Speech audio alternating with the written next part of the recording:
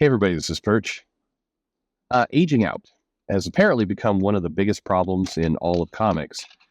It's in fairness, people have been saying this for a few years now, but the volume has really ratcheted up lately as one of the sole culprits for why the comic industry has a problem and why sales are down.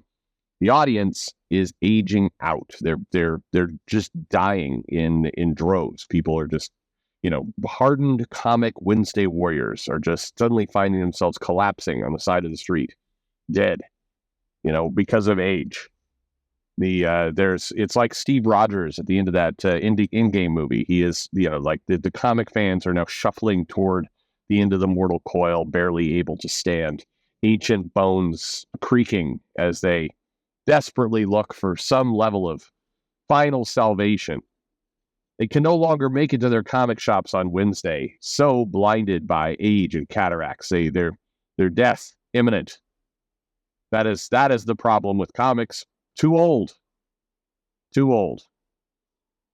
For a while, the argument was, the comic industry is aging out, and so we've got to get new customers, which on the surface is a perfectly reasonable or cromulent argument. That, sure, new customer, old customers go out, new customers come in. Absolutely. You always want this flow of new traffic into your store, into your shop, into your line, whatever it happens to be. New people willing to spend money with you is, a good thing. It's what you need.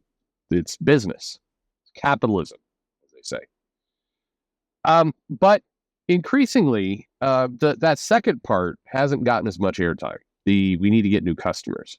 People say it every now and then, but if you look closely at a lot of the articles, they're no longer talking about that. And, my hypothesis for this is that the new customers haven't come. They haven't appeared. We've now had a steady decade of trying to get new customers and saying we're doing this for new customers. And we've canceled the titles you like because new customers. We're not going to continue with those storylines. We're not going to. Walt Simonson, Christ, his art's for old people, and as we already told you, they're dying. So that's why we got to get these new artists. That's why we've got to get people who are contemporary. Who was the Gleb Malakov? I think Gleb. Yeah, no, I don't think. I'm sure he went on a huge rant at one point about this, talking about how John Byrne's art was for old people. If he drew like that today, he'd be fired, and he should be fired because he'd be drawing for ancient crones. And, no new customer is going to, no new fan is going to appreciate John Byrne's ancient, cancer-ridden art. Nobody. I'm not joking, by the way. He was on this tear for like months. And I'm sure if you poke him a little bit, don't do that, of course. He would get right back to it. But the challenge in all this is that, is like I said, the new audience hasn't come. And the old audience, it turns out, are not dying as fast as, as we're concerned about. Turns out when you hit, I know it may seem weird to somebody in their mid-20s who's, addicted to mushrooms of all things and living in a filthy apartment and their life revolves around Twitter. I understand how, mid-40s seems like the end of an era of life. But it turns out people don't die in their mid-40s or mid-50s or mid-60s. They tend to go a little bit longer than that. So the good news to the comic industry is you've got a few more decades of these crones that are dying off. And the other piece of good news is those people in that age bracket tend to have more money. More money to spend on your $5 comics. So that's good news too. This one old audience not dying as fast as you thought.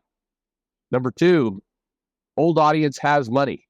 And if you really want to take it to a morbid place, they are likely to spend that money because, as you know, they're dying soon. So fuck it. You can't take that money into the next life and screw any kind of inheritance. Those little bastards aren't worth it. So, blow that money on comics. Absolutely. You've got a couple decades of just rampant spending from old people. I do like, by the way, the argument of Walt Simonson only appeals to old people. Alan Davis, old people. I'm not joking. Very much a conversation with an editor.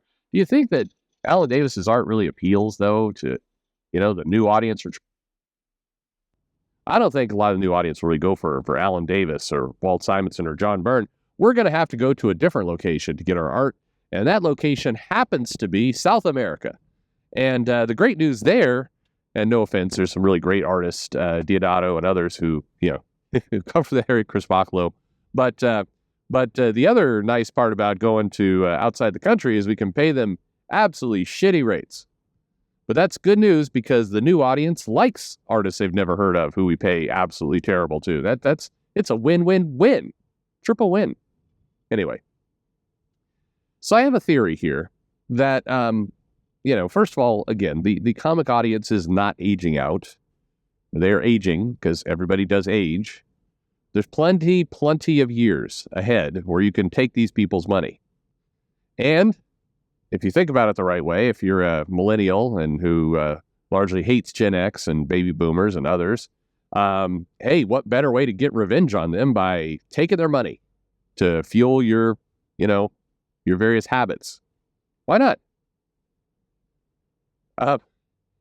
No, the comic audience, the customers are not aging out. But here's my thought. Somebody's aging out. It's by and large the creators that are aging out. And no, I don't mean people like Walt Simonson, Louise Simonson, Alan Davis. Alan Davis does not draw as fast as he used to. But no problem. Again, you can get a good old, prestige annual out of Alan Davis once a year. Easy. A lot of these guys, easy. No, I'm not talking about the comic artist. Yes, people do slow down as they get older. I'm talking about, by and large, the writers, the editors. And my thought is this. For several writers over the last, 15 years or so, we've seen this nod to kind of the Joss Whedon Quipiverse and, dated references. And in many cases in comics, these references are old before they even hit print. If you're reading that Fire and Ice book, woof. I'm sorry. There's internet humor circa 2016. It has aged out. The creative talent here of a lot of the writing is aging out. Not all, but a lot of it. Even Bendis, and I don't have the biggest beef against Bendis. I know a lot of people do, but Bendis sold a lot of comics for my shop, and it turns out I forgive a lot of sins when they sell a lot of comics because my business is to sell comics. Bendis did sell a lot of comics, and then there's that whole Superman thing, Civil War II. That wasn't as good. But did you notice that when Bendis started, kind of with the New Avengers, he had this Joss Whedon-like style of writing. Felt new, felt fresh, sort of. And it sold. It was popular. By the time he got to Superman, he was a parody of himself. His writing had aged out. Editorial has aged out. The people who are doing the news has aged out. Look, we're getting our comic news from Rich Johnston and Heidi McDonald and others who arguably should have moved on and started doing something else quite a long time ago. They have aged out. The people who are talking about kind of this, new readers and, don't worry about it. The comic industry's fine. Everything else. These are people who have aged out. Their opinions no longer work. A lot of people who are in comic, like, I know, let's just do more variant covers. I know, let's just raise the price. And most importantly, an attitude you definitely get from Marvel. And it is like a virus. Fairly reasonably normal people will start working at Marvel. Not all of them, again, definitely not all of them. And suddenly, they get infected with this arrogant, we know better kind of attitude. And again, they should age out. Some nice people in comics, but, how many people in that kind of senior management level at Marvel and DC should have aged out a long time ago? I mean, the customers are going to give you their money, whether they age out or not. Look, you need to start worrying about the customers aging when the money stops coming in because the customers are actually dead. But right now, the older customers are the ones who are showing up to the shop on Wednesday, who are still plowing ahead. That audience is still, got cash to spend. I don't think that's the aging out you need to worry about. I think it's the people within your own company you need to worry about. That's the aging out that seems like a much bigger problem because the ideas are old. The way they look at the industry is old. The business tactics are old. And by the way, in many cases, it doesn't have anything to do with actual physical age. It has to do with, what you bring to the table. There's a lot of people who are in their mid-20s who have absolutely aged out of comics at this point. The ideas are over. If you're a comic creator and you're picking fights with people, literally picking fights with people on Twitter or Facebook, you've aged out. Like that, that is so 2016. It's over. The customers are not the problem aging out. It's people running the companies that have aged out. What new are you going to bring to the table? I don't know. It sounds cruel, I'm sure. But, you're looking at a giant stack of comics from Distillery, a company that is brand new and feels old simultaneously. And not to pick on them, alone, but a lot of these efforts, there's a lot of like, we're a new comic company. We're coming out and we're putting out comics. And you look at the business plan, you look at what they're doing, you look at some of the creators they've worked with, and it's just the same stuff over and over and over, stuff that's been tried 12, 15 times and not worked. The ideas are old. Doesn't mean all new ideas are great, but some of these ideas are ancient. Anyway, I just find it increasingly funny.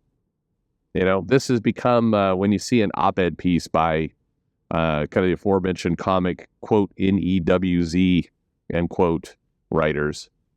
They are it's painful.